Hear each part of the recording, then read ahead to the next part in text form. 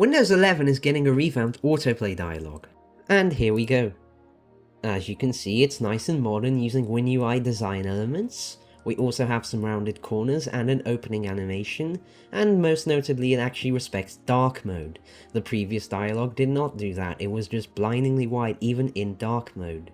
You'll also notice a few other changes. First, you can actually choose whether an action you take happens always, so it'll skip this dialog and happen every time, or just once, so it'll open this dialog every time. You will also notice that it's actually in the center of the screen. Previously, it would just open in the top right. This is the first time since Windows 7 that this dialog actually opens in the center of the screen, which is pretty nice to see. And of course, all these actions still work the way they did before.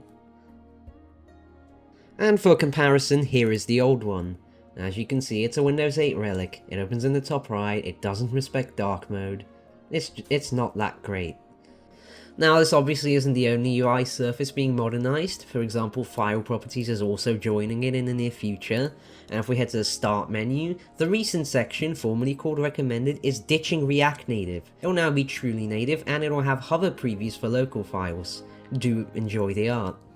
If I go into light mode, then we can also look at the new print management that's also coming in case you missed it in recent builds. As you can see, it's nice and modern, and Microsoft is planning to replace a lot more of MMC with this sort of design. So thanks for watching this quick video. I guess I'll see you whenever Microsoft actually releases a new Insider build. Farewell!